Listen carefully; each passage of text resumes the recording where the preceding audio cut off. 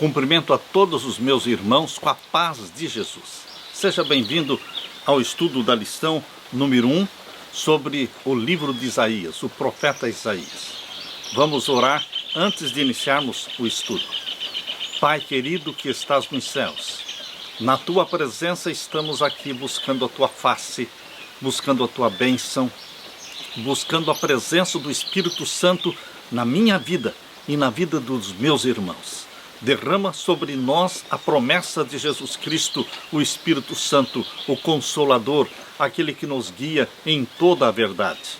É em nome de Jesus que pedimos e agradecemos. Amém, Senhor. Crise de identidade. Israel teve uma crise de identidade. Isso ocorreu quando eles se esqueceram de quem eles eram. Esqueceram do chamado divino. Esqueceram do chamado que Deus fez a Abraão e a sua descendência. Esqueceram-se da missão que Deus lhes deu aqui nesta terra. Queridos, Israel não surgiu como nação do nada. Deus escolheu, Deus chamou, Deus os capacitou. Deus fez deles uma nação especial. Um Deus próximo deles, um Deus que falava com eles, respondia às orações, um Deus que fazia milagres, um Deus que batalhava as guerras, um Deus que os libertava dos inimigos. Era uma nação especial. Mas, infelizmente, Israel se esqueceu da sua origem. De onde eles vieram? Do chamado, da missão. É muito fácil esquecer porque estamos nesta terra. É muito fácil você e eu nos envolvermos com tantos afazeres, com tantas coisas para fazermos nesta terra e termos prioridades equivocadas. A nossa prioridade nesta terra é fazer a vontade do nosso Deus, cumprir com a missão que Ele nos deu. Israel tentou ser igual às outras nações. Mas, queridos, Israel não podia ser igual às outras nações. Eles não vieram à existência como todas as nações. Não foi de uma forma miraculosa, através do pai Abraão, através daquela descendência de santos filhos de Deus. Eles eram diferentes, mas eles queriam ser iguais às outras nações. Eles queriam ter rei como todas as nações tinham. Mas, queridos, nós temos que ter em mente que nós não somos iguais a todos os outros povos. Deus tem um povo remanescente na terra. Deus tem uma igreja remanescente na terra. Nós não somos iguais. Nós somos diferentes. Porque nossa origem e nosso destino, nossa missão, tudo é resultado direto da atuação do Espírito Santo na nossa vida. Vamos ler o verso áureo. O verso áureo está em Isaías capítulo 1 e o verso 18. Venham, pois, e vamos discutir a questão. Ainda que os pecados de vocês sejam como a escarlate, eles se tornarão brancos como a neve. Ainda que sejam vermelhos como o carmesim, eles se tornarão como a lã. Se você dirigir de carro pela Irlanda, ao longo de uma estrada do interior, estreita, ladeada por cercas vivas, é possível que você encontre a estrada bloqueada por uma manada de vacas retornando para casa após uma saborosa alimentação. Mesmo que nenhum pastor as esteja acompanhando, elas voltam para o curral dos seus donos, pois conhecem o lugar a que pertencem e a quem pertencem. Se um garotinho, por exemplo, em uma loja, se separa da sua mãe e ele começa a gritar: "Eu me perdi da minha mãe, onde está minha mãe?" Ele pode não saber exatamente onde está, nem onde está exatamente a sua mãe, mas em meio a uma multidão de mães andando pela loja, ele conhecerá a única que é a sua mãe. Queridos, infelizmente, ao contrário das vacas irlandesas, ao contrário do garotinho, os judeus esqueceram-se de que pertenciam ao Senhor Criador dos céus e da terra, YHWH. O eterno, o único Deus. Israel se esqueceu de que eles pertenciam ao YHWH, ao grande eu sou. e por isso perderam a verdadeira identidade como povo da aliança. Deus disse: criei filhos e os engrandeci, mas eles estão revoltados contra mim.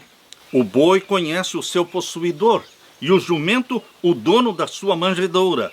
Mas Israel não tem conhecimento, o meu povo não entende. Isaías 1, versos 2 e verso 3. A história se repete.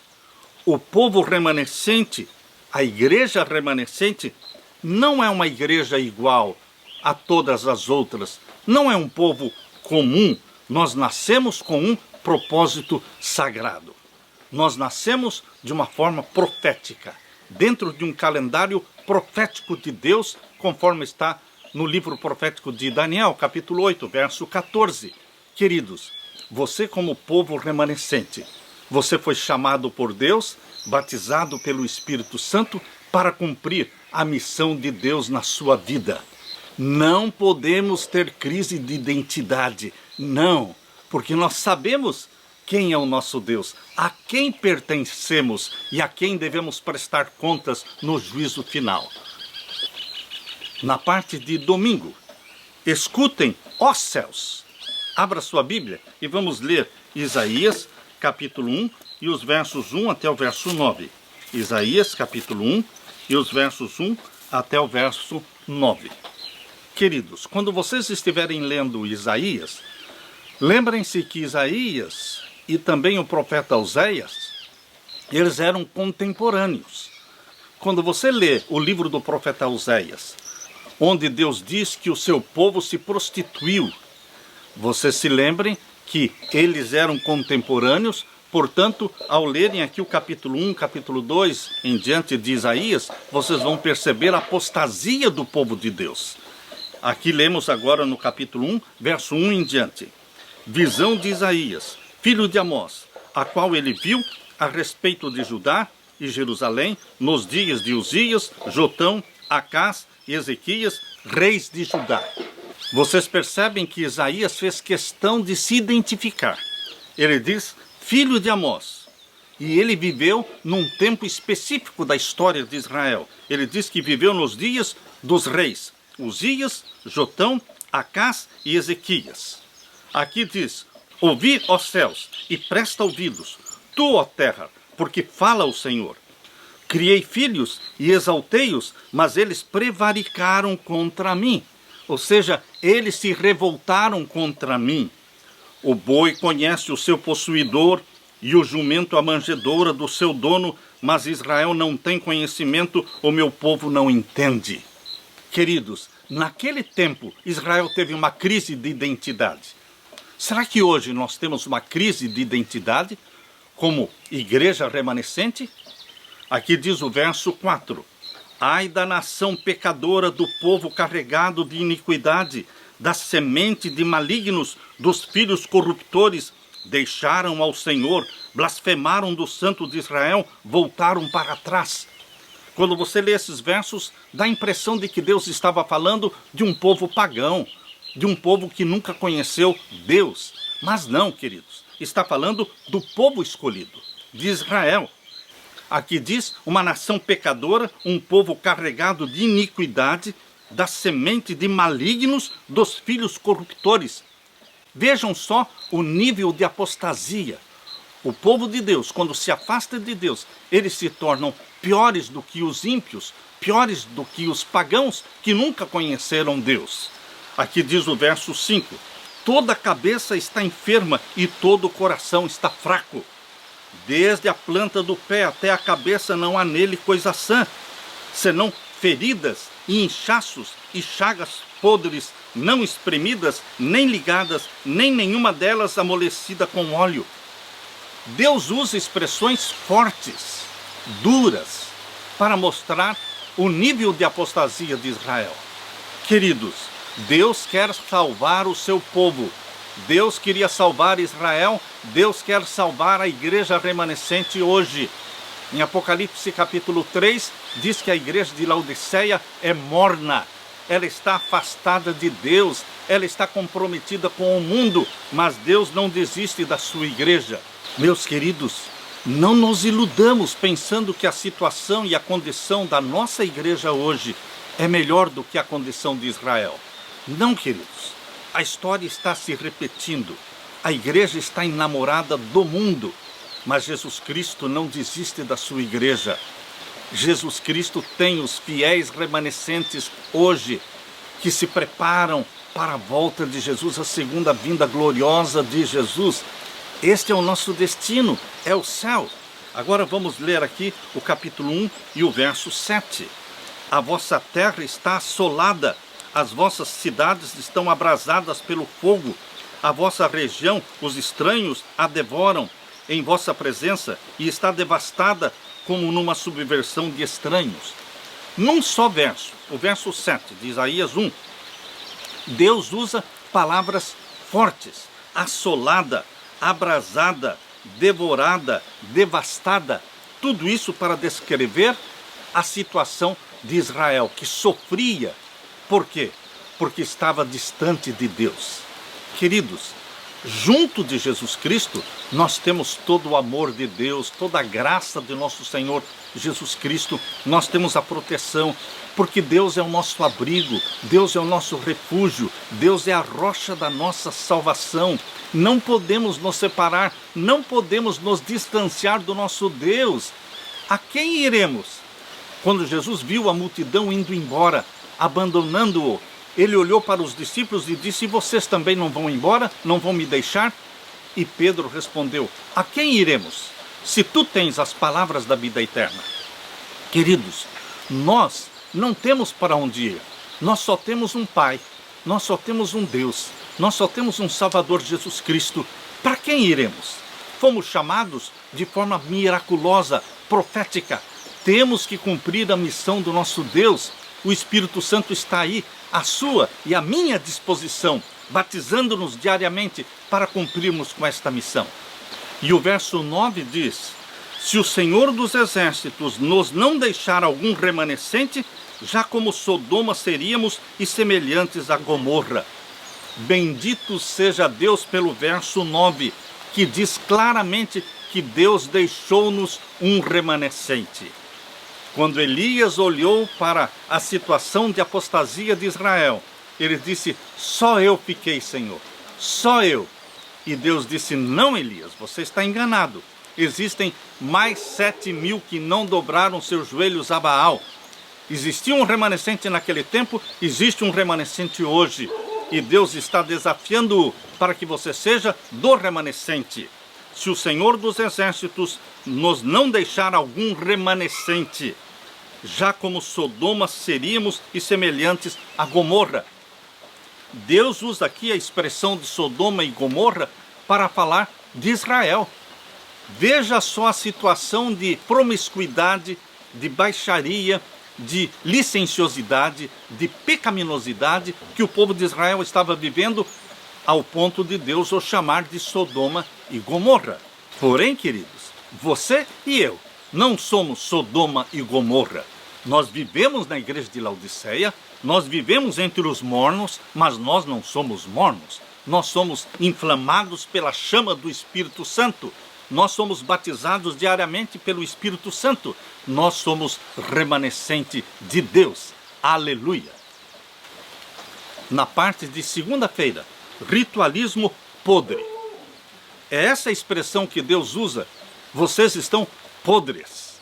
Queridos, formas, ornamentos, decorações, formalidades.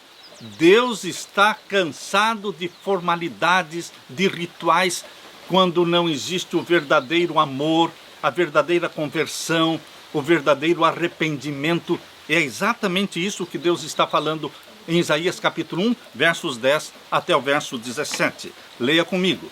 Isaías capítulo 1, versos 10 até o verso 17. Ouvi a palavra do Senhor, vós, príncipes de Sodoma, prestai ouvidos à lei do nosso Deus, vós, ó povo de Gomorra. Deus fala abertamente contra os príncipes, contra os líderes religiosos, contra o povo, chamando-os de príncipes de Sodoma. Até parece que Deus está falando para Sodoma, mas não, queridos. Deus está falando para Israel. Vocês sabem que nós muitas vezes nos preocupamos muito com a podridão do mundo, com a situação pecaminosa do mundo, com o paganismo. Queridos, a situação pior que existe não é a do mundo, mas é a da igreja de Deus. Aqui Deus está falando para a sua igreja. É um pai que se preocupa dos seus filhos. E o verso 11 diz: de que me serve a mim a multidão dos vossos sacrifícios? De que me serve a multidão dos vossos cultos, dos vossos rituais? De que me serve tudo isso? Aqui diz ainda: já estou farto dos holocaustos de carneiros e da gordura de animais nedios, e não folgo com o sangue de bezerros, nem de cordeiros, nem de bodes. E o verso 13: não tragais mais ofertas de balde, o incenso é para mim abominação, e as luas novas, e os sábados, e a convocação das congregações, não posso suportar iniquidade, nem mesmo ajuntamento solene. Deus diz aqui: parem com toda esta formalidade, com todo este ritual, porque não está havendo arrependimento, não está havendo confissão dos pecados, não há sinceridade no coração, e toda esta formalidade é nada para mim, isto me enoja. Parem com os vossos sacrifícios, parem com as solenidades e festas. Existiam 7 festas no santuário terrestre, e o povo de Deus praticava estas festas. Mesmo quando apostatados, eles praticavam as festas, porém, com o coração longe de Deus. A primeira festa do ano era a Páscoa, dia 14 de Nisan. A segunda festa do ano era a festa dos pães asmos, do dia 15 até o dia 22, 7 dias de festa dos pães asmos. E a terceira festa era a festa das primícias, no dia 16 de Nisan, e depois vinha a quarta festa, a festa do Pentecostes, 50 dias após a festa das primícias. Depois vinha então a festa do 7º mês, a festa das trombetas, dia 1º do 7º mês. E então vinha a maior e principal festa do ano, que era a festa da expiação, o dia da expiação, o dia 10 do 7º mês. E a última festa do ano era então a festa da colheita, a festa das cabanas, festa dos tabernáculos, por 7 dias, do dia 15 até o dia 22 do 7º mês. Queridos, estas festas eles praticavam, as luas novas eles celebravam. Os sábados mencionados aqui em Isaías capítulo 1 não se refere ao sábado da lei de Deus, os 10 mandamentos. Aqui está falando dos sábados cerimoniais, dessas 7 festas sagradas do santuário terrestre. Queridos, cada uma dessas festas era um sábado, era um dia de descanso, era um feriado. Mas Deus não aceitava nem os sábados cerimoniais da lei de Moisés, e Deus também não aceitava a guarda do sábado da lei de Deus, dos 10 mandamentos. Por quê que Deus também não aceitava nem mesmo o sábado da lei de Deus? Porque o povo tinha o coração longe dele. Não adianta você guardar o sábado se o seu coração está distante de Deus, se você não confessa os seus pecados, se você não está arrependido dos seus pecados. Deus quer pureza de coração. Deus olha não para cerimônias externas, Deus olha para a condição do seu coração. Onde está o seu amor? Deus olha para a santidade do pensamento. Eu já encontrei pessoas que leram para mim Isaías capítulo 1 e o verso 13, falando que Deus não se agrada mais das luas novas, nem dos sábados. Eles estavam buscando uma justificativa e uma desculpa para não guardar o sábado, para não guardar os mandamentos de Deus. Mas, queridos, aqui não está dizendo que nós não precisamos guardar os mandamentos de Deus. Mas o que Deus está falando é que quando nós estamos vivendo em pecado, oprimindo o pobre, oprimindo a viúva e o órfão, faltando misericórdia, faltando amor, faltando bondade. Nesses casos, a obediência aos mandamentos de Deus, mesmo a guarda do sábado, não tem valor nenhum para Deus. Por isso Deus está dizendo aqui no verso 14, as vossas luas novas e as vossas solenidades as aborrece a minha alma. Foi Deus que mandou eles praticarem aquelas 7 festas sagradas. Foi Deus que instituiu todo aquele ritual do santuário. O problema não era o ritual, o problema era o coração pecaminoso e mau do povo de Deus, que não confessava os pecados. Por isso ele diz as luas novas, as vossas luas novas e as vossas solenidades as aborrece a minha alma, já me são pesadas, já estou cansado de as sofrer. Pelo que, quando estendeis as vossas mãos, escondo de vós os meus olhos. Sim, quando multiplicais as vossas orações, não as ouço, porque as vossas mãos estão cheias de sangue. Estão percebendo por que Deus não aceitava a guarda do sábado, de pôr do sol a pôr do sol? Não aceitava também as 7 festas do santuário terrestre? Porque o povo estava com as mãos cheias de sangue e não abandonava o pecado, não confessava o pecado. Quando multiplicais as vossas orações, não as ouço. Por quê? Deus dá a resposta. Porque as vossas mãos estão cheias de sangue. Como é hoje na sua vida, na minha vida? Será que nós estamos arrependidos dos nossos pecados?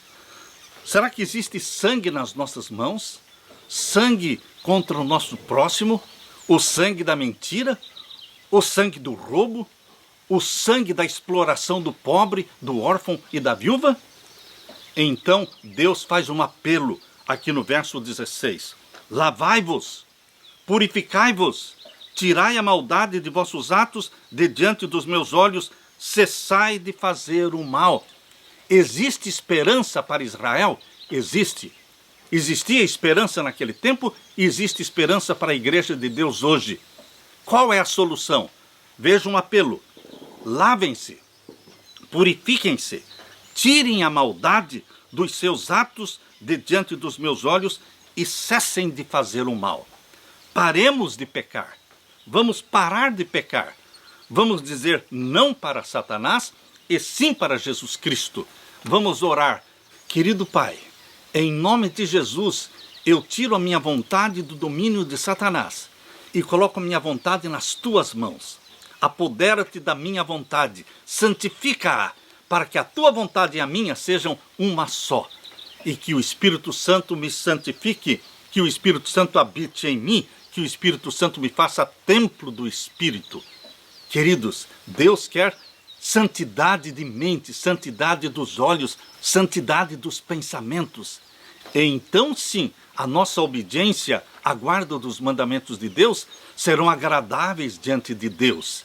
Naquele tempo, as pessoas ofereciam sacrifícios sem se arrependerem das ações injustas contra outros membros da comunidade da aliança. Estavam apresentando rituais de falsidade. Portanto, seus sacrifícios não eram apenas inválidos, mas eram pecados. Seus rituais não resultavam de um coração sincero, não demonstravam lealdade de coração. Queridos, vejam a ênfase que Deus colocou aqui no capítulo 1 de Isaías, versos 16 e 17. Vamos ler de novo.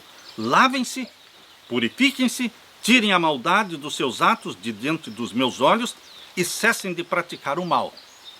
E o que deveremos fazer? Cessar de praticar o mal? Somente isso? Não, é praticar o bem. Verso 17. Aprendam a fazer o bem. É o Espírito Santo que nos ensina a fazer o bem. É o Espírito Santo que nos ensina a amar ao próximo. É o Espírito Santo que nos ensina a caridade, a bondade, para com aqueles que são necessitados, as viúvas, os órfãos, os carentes. Aprendam a fazer o bem. Pratiquem o que é reto. Ajudem o oprimido. Façam justiça ao órfão. Tratem da causa das viúvas. Aqui está a solução. E é Deus, através do Espírito Santo, que capacita você, que faz de você uma pessoa caridosa, justa, que estende a mão ao que cai, à viúva e ao pobre. A mesma condição que prevalecia nos dias de Isaías, nos dias de Oséias, também prevalecia a mesma condição de apostasia nos dias em que Jesus Cristo nasceu aqui nesta terra e durante os 33 anos que ele aqui viveu. Abra sua Bíblia em Mateus capítulo 23.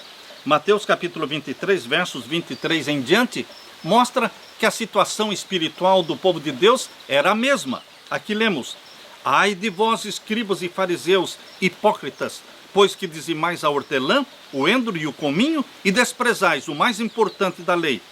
O que era mais importante na lei? O juízo, a misericórdia e a fé. Deveis, porém, fazer estas coisas e não omitir aquelas. E agora o verso 24 Jesus Cristo os chama de condutores cegos, líderes cegos, que coam um mosquito e engolem um camelo. Ai de vós, escribas e fariseus, hipócritas, pois que limpais o exterior do copo, embelezam a igreja, colocam bancos lindos, púlpitos lindos, decoram a igreja, mas o interior do coração está corrompido. Aqui diz que limpam o exterior do copo e do prato, mas o interior está cheio de rapina e de iniquidade. Como está o interior da sua vida? Como estão os seus pensamentos?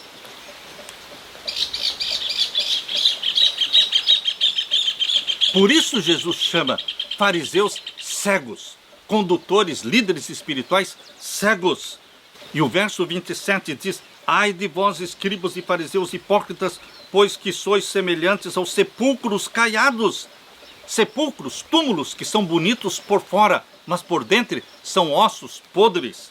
E aqui diz que por fora realmente parecem formosos, mas interiormente estão cheios de ossos e de mortos e de toda a imundícia. E o verso 28, assim também vós exteriormente pareceis justos aos homens, mas interiormente estáis cheios de hipocrisia e de iniquidade. Queridos, a história se repete. Você queira ou não, a história se repete. Mas ela não pode se repetir na minha vida, nem na sua vida. Nós somos remanescentes de Deus. E Deus derrama sobre você o Espírito Santo. Deus santifica a sua mente, para que você apresente diante de Deus uma obediência, sim, mas não uma obediência legalista, uma obediência que é fruto da comunhão com Jesus Cristo, da santidade em Jesus Cristo, da presença do Espírito Santo na sua vida. Na parte de terça-feira, o argumento do perdão. Se Deus não estivesse oferecendo perdão para o seu povo, se Ele não estivesse chamando o seu povo para vir dialogar com Ele, é porque Ele teria abandonado o seu povo. Mas bendito seja Deus pelo convite para o diálogo, para o convite para que eles viessem até Ele e confessassem os pecados, porque existe graça, existe perdão. Aleluia! Abra sua Bíblia agora em Isaías capítulo 1 e o verso 18. Aqui nós lemos: vinde então e argui-me. Olha o convite que Deus faz para você, para o seu povo. Venham até mim e vamos conversar. Apresente as tuas razões, os teus argumentos. Vinde então e argui-me, diz o Senhor. Ainda que os vossos pecados sejam como escarlatas, eles se tornarão brancos como a neve.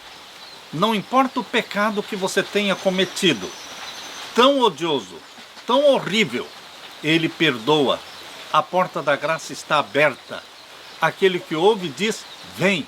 O Espírito diz, vem. E quem quiser, venha e tome de graça da água da vida. Deus apresentou poderosas evidências de que os judeus, os acusados, eram culpados da quebra do acordo, da aliança que fizeram com Deus. E apelou para que eles passassem por uma reforma. No passado, Deus pediu reforma. Hoje, Deus continua pedindo reforma. Esse apelo sugere que havia esperança para o povo de Deus. Quando Deus diz, venham, pois, a mim e vamos discutir a questão, Ele ainda buscava argumentar com seu povo, ainda buscava fazê-lo se arrepender e se desviar dos seus maus caminhos, não importando quanto eles haviam se tornado degenerados. O Senhor lhes disse que os seus pecados, embora fossem vermelhos como carmesim, se tornariam brancos. Por que os pecados são vermelhos? Porque o vermelho é a cor do sangue, culpa de sangue, que enchia as mãos do povo. Por isso diz aqui no verso 15 que as mãos deles estavam cheias de sangue. Por outro lado, o branco representa a cor da pureza, a ausência da culpa de sangue. Neste verso 18, Deus se oferece para transformar o seu povo. Esse é o tipo de linguagem que o rei Davi utilizou quando clamou a Deus pelo perdão do seu pecado por ter tomado Batseba e ter destruído seu marido Urias. Em Isaías capítulo 1, verso 18, o argumento de Deus é uma oferta de perdão ao seu povo. Hoje, Deus está oferecendo perdão. Isaías capítulo 44, verso 22. Abra sua Bíblia. Isaías 44 e o verso 22. Aqui nós lemos: Deus diz: desfaço as tuas transgressões como a névoa, aleluia, e os teus pecados como a nuvem. Torna-te para mim, porque eu te remi. A solução é correr para Jesus. Não importa quão distante você andou, não importa os pecados que você cometeu, a solução é correr para Jesus. Ajoelhar-se aos pés de Jesus, pedir perdão, confessar o pecado. Ele diz: torna-te para mim, porque eu te remi. Aqui nestes versos, nós vemos o propósito das incisivas palavras de advertência de Deus. Elas não foram ditas para rejeitar o povo, mas para trazê-lo de volta para ele. Sua oferta de perdão é o argumento que sustenta seu apelo para que o povo se purifique.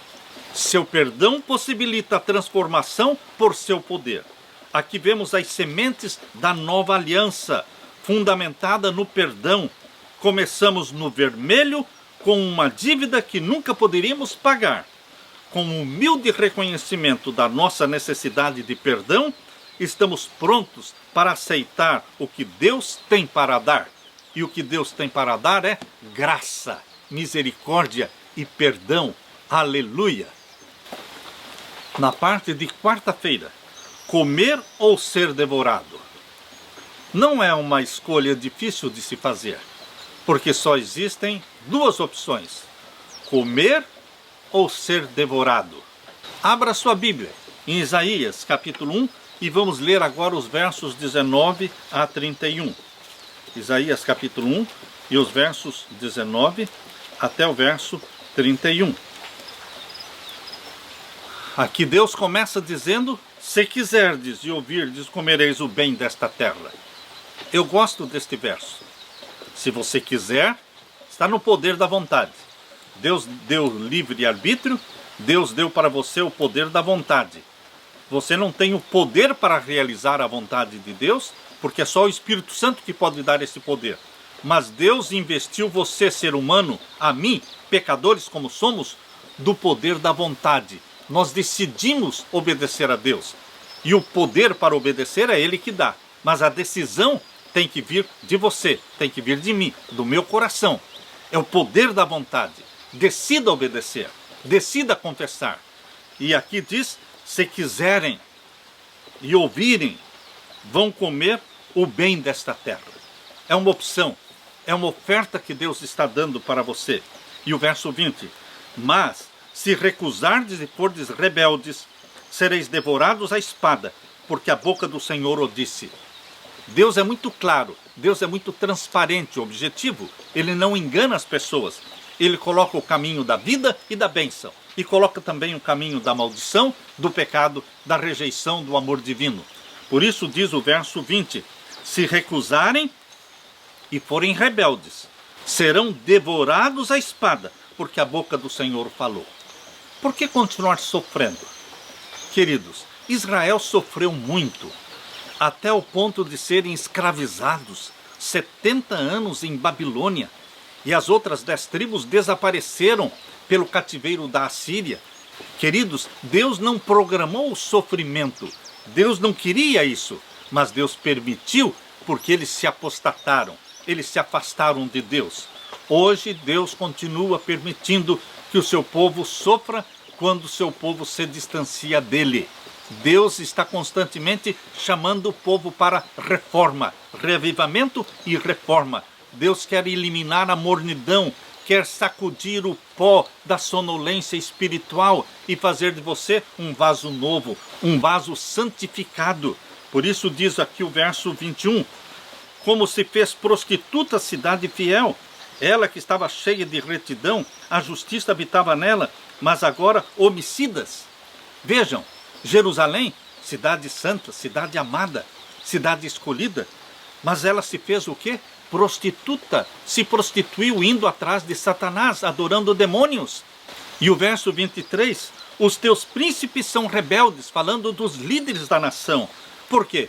Se os líderes da nação são rebeldes, o povo é rebelde.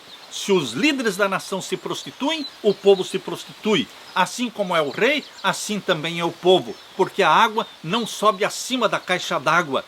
O limite de espiritualidade e santidade do povo são os seus líderes. Por isso, vocês pastores, nós pastores, vocês anciãos, todos os líderes da igreja de Deus, nós temos que nos lembrar. Nós somos o padrão de santidade da igreja. Assim como o pai e a mãe dentro do lar estabelecem o padrão de santidade dentro do lar, assim pastores, líderes e anciãos estabelecem um padrão de santidade dentro da igreja. Assim como os reis no passado estabeleciam o padrão de santidade e de reforma no povo. Queridos, nós não podemos pensar que cada um cuida de si mesmo. Nós não vivemos isolados. Nós estamos sempre exercendo influência santificadora ou degeneradora. Ou nós atraímos pessoas para Jesus, ou nós repelimos pessoas de Jesus. Por isso aqui o verso 23 é uma advertência contra os príncipes do povo de Deus. Os teus príncipes são rebeldes e companheiros de ladrões.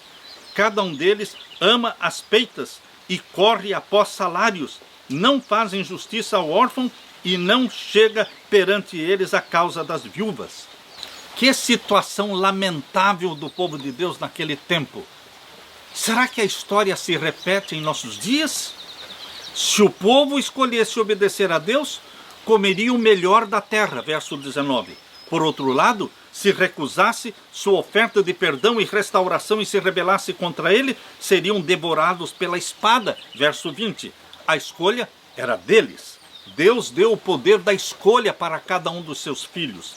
Esses versos, portanto, contêm bênçãos e maldições condicionais.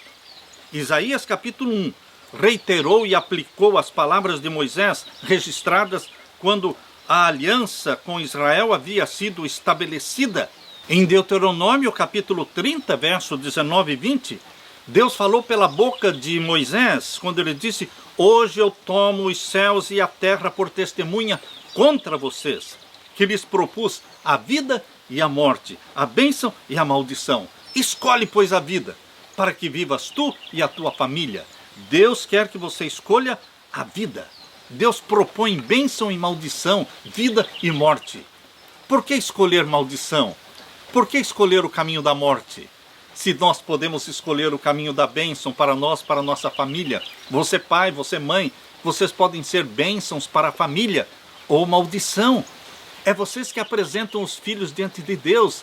É vocês que convidam os filhos para o culto cada manhã, cada noite. É vocês que decidem o que comer, o que beber, o que existe dentro da sua casa. Esta é uma decisão do pai e da mãe. Nós somos os líderes espirituais da nossa família. Por isso nós temos a opção da escolha, a escolha de consagrar, de dedicar a família a Deus, de liberar bênçãos para os nossos filhos. Não há meio termo, é vida ou morte, ou é bênção ou é maldição. Por que existe apenas uma das duas opções? Bendito seja Deus, porque não existem dezenas de opções. Só existe uma decisão de duas coisas. Ou você escolhe Jesus Cristo, ou você escolhe Satanás. Ou você anda no caminho estreito, ou você anda no caminho largo. Ou você obedece os mandamentos de Deus, ou você obedece mandamentos de homens. Não existem muitas opções, somente duas. E Deus vai ajudá-lo, meu querido pai, minha querida mãe, queridos irmãos e irmãs. Deus vai nos ajudar a fazer a decisão certa. Eu e a minha casa serviremos ao Senhor. De manhã te louvamos, Senhor. À noite te louvamos, porque em nosso lar prevalece a tua palavra. Eu e a minha casa serviremos ao Senhor. Na parte de quinta-feira, um sinistro cântico de amor. Isaías foi contemporâneo de Oséias. Quando você lê o livro de Oséias, você se assusta, porque ali Deus pede para Oséias buscar uma prostituta para se casar com ela, e ela o abandona e se prostitui, e Deus pede para que ele vá atrás desta mulher e a traga de volta. Muitos pensam que isto é uma alegoria, mas não, queridos.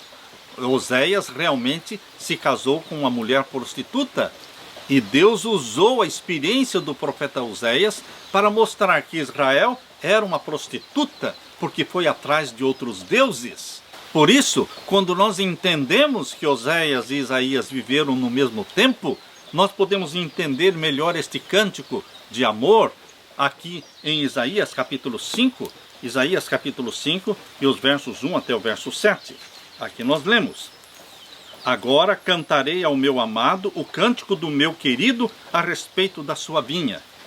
O meu amado tem uma vinha num outeiro fértil, e a cercou e a limpou das pedras, e a plantou de excelentes vides, e edificou no meio dela uma torre, e também construiu nela um lagar, e esperava que desse uvas, mas deu uvas bravas, uvas azedas. Agora, pois, ó moradores de Jerusalém e homens de Judá, julgai, vos peço, entre mim e a minha vinha. Que mais se podia fazer à minha vinha, que eu lhe não tenha feito? E como esperando eu que desse uvas, veio a produzir uvas bravas, uvas azedas? Queridos, Deus usou a ilustração de um senhor que plantou uma vinha, cuidou dela, fez tudo o que pôde, adubou, cercou, cuidou o máximo possível, mas esperando uvas boas, vieram uvas azedas. E então a pergunta que Deus faz aqui no verso 4, que mais se podia fazer à minha vinha que eu não tenha feito? Onde está a falha? A falha está com Deus? Não, não está com Deus. Deus está perguntando, o que é que eu poderia fazer a mais que eu não tenha feito? Porque eu fiz tudo para que esta vinha produzisse uvas boas. Deus fez tudo para salvar o seu povo. Deus amou o mundo de tal maneira que deu seu Filho unigênito para que todo aquele que nele crê não pereça, mas tenha vida eterna. João 3,16. Deus enviou o seu Filho, Deus o Filho, o Verbo, o Criador dos céus e da terra, encarnou-se e tornou um de nós. Deus doou o seu Filho, não por 33 anos, mas Deus doou o seu Filho eternamente. Eternamente, Jesus Cristo é membro da família humana, é o segundo Adão. Queridos, Deus fez um grande sacrifício para salvar a humanidade. O que mais Deus poderia fazer que Ele não tenha feito? Ele fez tudo o que pôde. Agora a opção está nas suas mãos. Aceitar a bênção, aceitar Jesus Cristo, aceitar a vida eterna, aceitar a graça. Esta é a decisão que você e eu precisamos fazer. Quando pecamos, Deus não se afasta de nós, removendo a sua proteção e nos destruindo. Não. Deus pacientemente, Ele nos dá uma nova oportunidade quando nós pecamos, uma nova oportunidade de receber perdão. Isso está na segunda carta de Pedro, capítulo 3 e o verso 9. Leia comigo. Segunda carta de Pedro, capítulo 3 e o verso 9. Aqui nós lemos: O Senhor não retarda a sua promessa, ainda que alguns a tenham por tardia, mas é longânimo. Aleluia, Deus é longânimo para conosco, não querendo que alguns se percam, senão que todos venham a se arrepender. Deus é longânimo, Deus é paciente. A porta da graça está aberta há 6.000 anos. Há 6.000 anos está existindo o pecado na terra, e há 6.000 anos existe graça, existe perdão. Por que esperar a porta da graça se fechar, para depois confessar os pecados? Hoje é o dia da salvação. Hoje, se ouvirdes a voz do Espírito Santo, não endureçais os vossos corações. Hoje é o dia da salvação. Mesmo quando você diz não para Deus, mesmo quando você o rejeita, Ele não aceita o seu não imediatamente. Ele continua insistindo. Mas se nós insistirmos teimosamente, rejeitando a Deus, dizendo não para Deus, finalmente nós faremos uma escolha terrível para a nossa vida. Porque a porta da graça não ficará aberta para sempre. Não, queridos. Chegará um momento em que Jesus Cristo pronunciará o que está aqui em Apocalipse 22 e o verso 11. Vai chegar um momento em que Jesus vai pronunciar estas palavras de Apocalipse 22, verso 11. Quem é injusto, faça injustiça ainda. E quem está sujo, suje-se ainda. E quem é justo, faça justiça ainda. E quem é santo, seja santificado ainda. Vai chegar um momento em que Jesus vai pronunciar estas palavras. Quando isso vai acontecer? vai acontecer exatamente quando ele lançar o incensário sobre a terra. Apocalipse 8, verso 5. Apocalipse capítulo 8 e o verso 5 menciona que há uma grande intercessão antes de Jesus lançar o incensário sobre a terra. E esta grande intercessão, feita com muito incenso, mostra a grande conversão da grande multidão justamente no tempo do fim, antes da porta da graça se fechar. Nós lemos aqui em Apocalipse capítulo 8 e o verso 3 e 4. Leia comigo. E veio outro anjo, esse anjo é Jesus, e pôs-se junto ao altar, tendo incensário de ouro, e foi-lhe dado muito incenso, aleluia, porque a última intercessão de Jesus, antes da porta da graça se fechar, é com muito incenso, porque é muita intercessão, é muita conversão, é a grande multidão, são os conversos da hora undécima. Aqui foi-lhe dado muito incenso para o pôr com as orações de todos os santos sobre o altar de ouro que está diante do trono. E o fumo do incenso subiu com as orações dos santos, desde a mão do anjo até diante de Deus. Após esta grande conversão, então Jesus Cristo deixa de interceder e joga o incensário. Verso 5, Apocalipse 8, verso 5. E o anjo tomou o incensário e o encheu de fogo do altar e o lançou sobre a terra. E houve depois vozes e trovões, relâmpagos e terremotos. Aqui está, no sétimo selo, Apocalipse 8, verso 5, o fechamento da porta da graça. Os 7 selos são 7 fases do juízo celestial. E o sétimo selo é o fim do juízo celestial, quando o povo de Deus já está selado, já foi batizado pelo Espírito Santo, então Jesus Cristo pode pronunciar as palavras de Apocalipse, capítulo 22 e o verso 11. Finalmente ele pronuncia: quem é injusto, faça injustiça ainda. E quem está sujo, suje-se ainda. E quem é justo, faça justiça ainda. E quem é santo, seja santificado ainda. Quando Jesus Cristo lançar o incensário sobre a terra, ele vai pronunciar estas palavras, conforme está no livro Primeiros Escritos. Leia lá em Primeiros Escritos, página 279. Ali menciona que o fechamento da porta da graça ocorre justamente em Apocalipse capítulo 8, verso 5. E então aqui no capítulo 22 de Apocalipse, verso 12, na sequência do verso 11, justo após Jesus Cristo ter falado quem é injusto, quem é santo, ele fala agora no verso 12: e eis que cedo venho, aleluia, bendita esperança da volta de Jesus, eis que cedo venho, e o meu galardão está comigo, para dar a cada um segundo a sua obra. Jesus Cristo está voltando muito em breve. Ele virá mais breve do que você está pensando. É tempo de reforma, é tempo de reavivamento, é tempo de consagração, é tempo do batismo do Espírito Santo. Que Deus derrame o Espírito Santo sobre você, meu irmão, sobre a sua família. É tempo de sairmos da mornidão de Laodiceia. É tempo de rompermos os nossos laços com o mundo e nos consagrarmos a Jesus Cristo. Que Deus derrame sobre você bênçãos, você e a sua família. Fique, meu querido irmão, com a paz do meu Senhor Jesus Cristo. Esta é a minha oração. Amém.